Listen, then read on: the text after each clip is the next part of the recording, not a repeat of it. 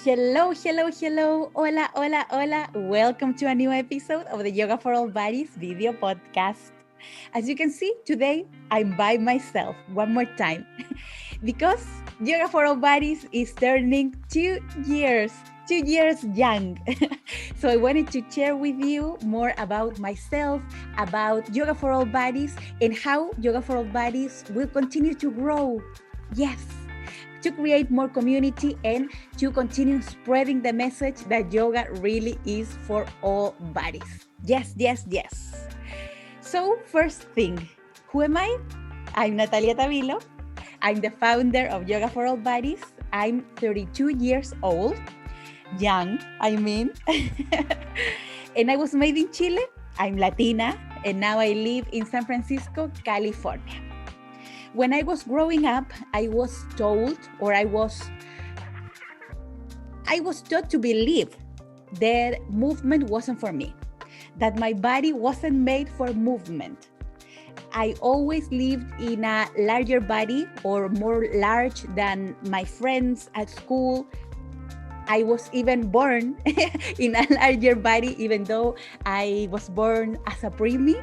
I had full-term weight. So for me, this was normal. This is the body I came in. But for my peers, for the teachers, especially the physical education teachers, there was something wrong with my body. So I needed to move more, lose the weight. And of course, I wasn't able to run as fast as my classmates. I was super flexible, yes, but I wasn't strong. I wasn't able to run super fast or jump in long spaces or long jump. So for me, the physical education class was my biggest nightmare, my nemesis. I was sick. I didn't want it to move, really. And that's something that it's super harmful, especially if you're growing up with that mindset. So now I look back and imagine, I'm the founder of Yoga for All Bodies. I move every single day because I discovered joyful movement. When I was growing up, moving was a synonym of losing the weight or disguise of being healthy in your body, to have a healthy heart and everything. So it was never taught as a way to enjoy your body, to enjoy your mind. And that's why I decided to create Yoga for All Bodies.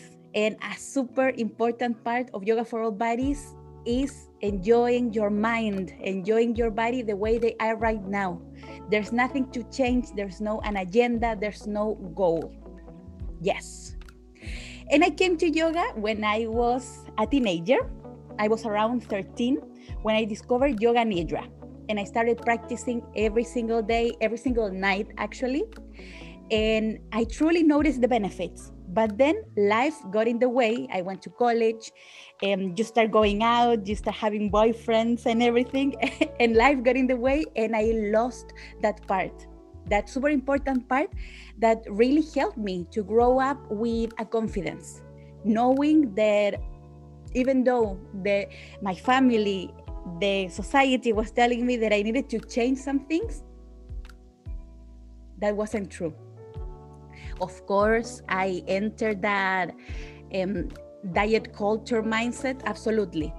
But I knew from a young age that I was my best friend, that I had my back and that I needed to trust what I was doing and what I believed in. Yes. So along with my Yoga Nidra practice and meditation practice, I discovered yoga videos on YouTube. Yes. And I felt for the first time comfortable to practice because I was in my room practicing by myself, but I never got the message that yoga was for me because all the videos were portraying women, white women, thin, able bodies, super flexible, super strong, doing things that my body wasn't able to do. And up to this day, it's not able to do. And I realized even though I had those concerns or I didn't feel like a yoga body, that something powerful was happening inside of me. And I started going to yoga studios and I didn't like it.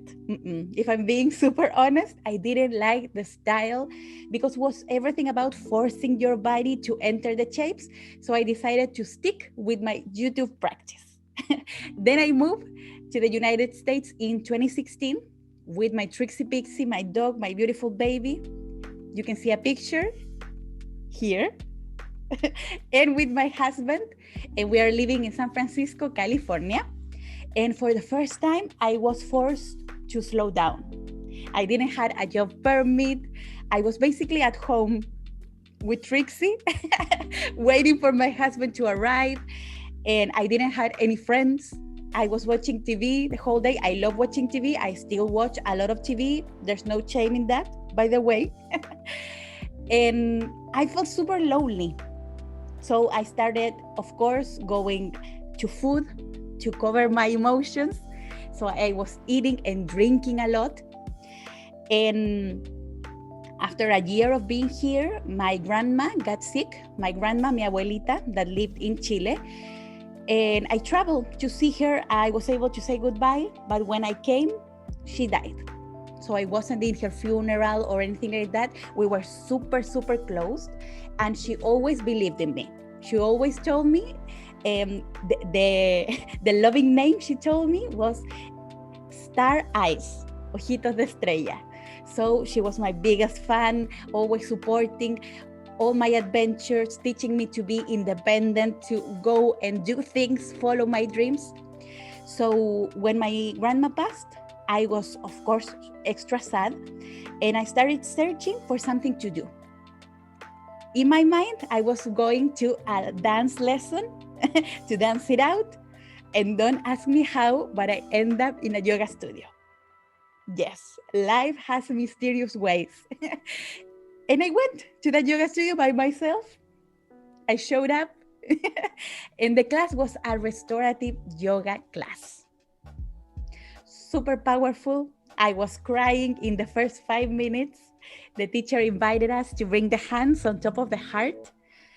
And I realized I was so disconnected with my body. I was living like a war because I wanted to change. I didn't feel at home in my own body. So just that action of feeling the heart, it was so powerful. I started crying and I realized this is what my mind, this is what my body needs. And I started practicing every single day. Yes, yes, yes, yes.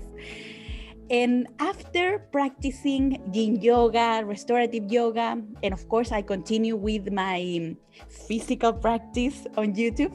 Not every single day, of course, but maybe one time every 2 weeks, something like that. And I realized I'm going to try this physical practice in a real class with a teacher. And I went to the vinyasa class. Yes. And I felt so left out, so unseen because I wasn't strong enough. That's a fact. I wasn't, and I'm still not strong enough. But that doesn't mean that the practice can be adapted to the needs of your body. And that special class, the peak pose was crow pose. So basically the teacher just said crow pose and showed traditional crow pose. And I was left sitting there on my mat watching other people practice. I wasn't the only one seated, by the way. And because of my personality, after the class, I said, no, this can't be like this. And I started searching on internet. How can I modify? Because back then I said modifications. So I Googled, how can I modify crow pose? And I found amazing ideas, especially from Diane Bondi and Amber Carnes. And I was, this is a whole area. This is something so needed because yoga is so powerful and everybody needs to have these tools. And I got these resources, I got these ideas on how to adapt physical practices, active practices like a vinyasa class, and I absolutely loved it. That day, the seed of yoga for all bodies was planted in my heart, was planted in my mind. And then I continued practicing. And as I had all this free time, the studio owner offered me to work at the front desk in exchange of yoga classes. And I said, yes, of course. And the more I talked with yoga teachers, the more I spoke with students, I realized that I wanted to become a teacher, a yoga teacher. But I had this voice inside my head, you're not strong enough. You can teach vinyasa. Nobody will want to practice with you. Those ideas, those voices that we have inside ourselves that we don't need, we need to erase. And I said it out loud, I want to become a yoga teacher. Actually, the owner told me, you could be an amazing yoga teacher. And a yoga teacher training was coming to the studio. It was a vinyasa yoga teacher training. And I said, okay, let's do it. This is going to be a challenge. And it's going to help me get more tools on how to help my students. It was absolutely a challenge, that teacher training. Yes, because it was super physical. But I was able to put into practice the creation of variations for my own body and for my own needs. When I was doing my first 200-hour teacher training, I was experiencing the worst period of my migraines. I live with chronic migraines that lead to vertigo and also chronic pain in some joints of my body.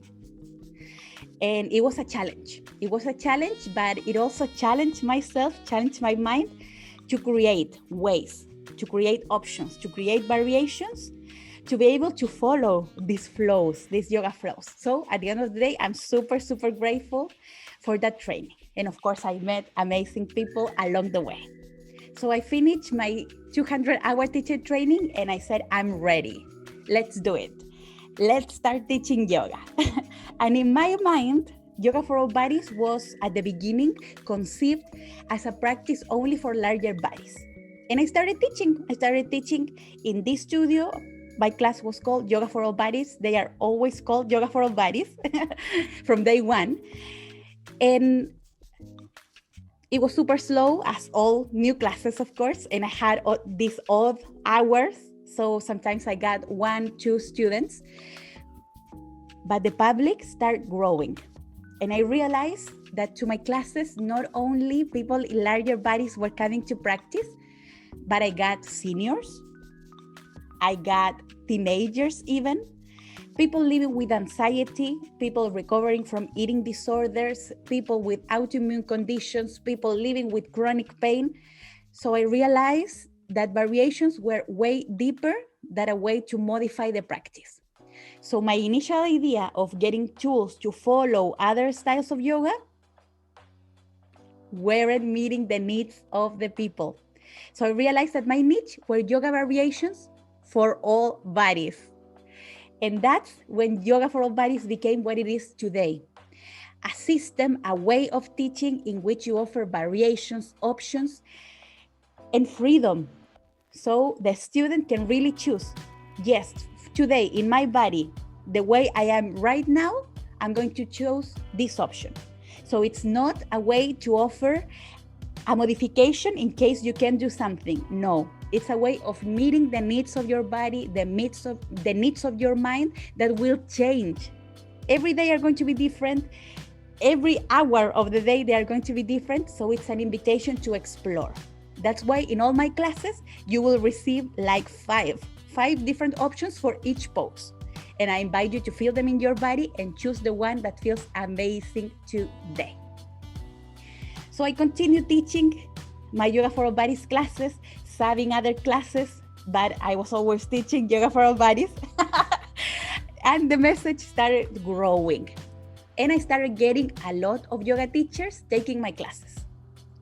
Able bodies, super flexible people that came to my classes because they wanted to learn the way I was teaching, the way I was using the props.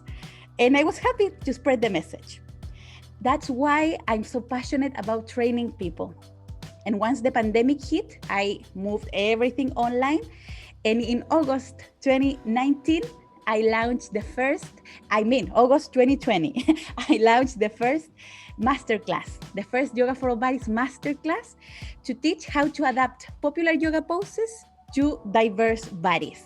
And it was a huge success, and I confirmed that my passion, what I love the most, is teaching other people how they can enjoy their bodies and teaching other teachers how they can share this gift of yoga with all the bodies, but truly, not just saying it, not just writing it in the description for their classes. No, to really have the tools to serve all needs, to serve all bodies, to serve all minds, and to teach from a lens of freedom, of not being the teacher, being in that ego position, you need to follow what I'm saying. No, the practice is for the students.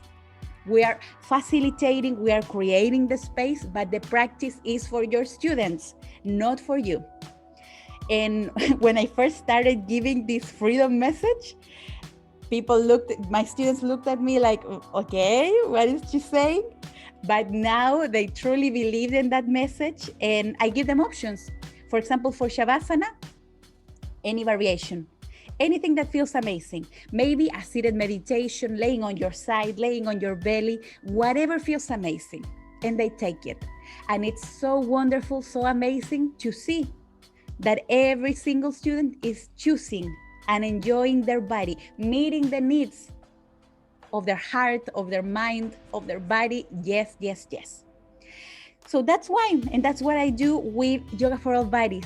And Yoga for All Bodies is turning 2. I can't believe it. A lot has happened so fast, and I'm so proud of the way Yoga for All Bodies has grown and how the message is spreading. So to celebrate the Yoga for All Bodies birthday, 2 years, I'm going to do a giveaway to join my next masterclass that it's called How to Really, Really Teach Beginners. So get all the details here in the post, participate, spread it, and join me in the next Yoga for All Bodies masterclass. And that's the story I wanted to share with you today, a little bit more about myself, about Yoga for All Bodies, why I created it, and how it has changed since the day it was born. I hope this is an inspiration for you to know and to trust the message that you have and to really share it with the world. If we want to make a difference, we need to put the message out there. Does it take time? Absolutely. Is it challenging? Yes. Is it worth it? Yes, yes, yes. So go and do it. The way we can change the yoga community and we can change the world is by putting the message out there. So thank you for listening to me, for following this video podcast, for liking my content, for supporting my content, for following me on Instagram, on my YouTube channel. Thank you, thank you, thank you.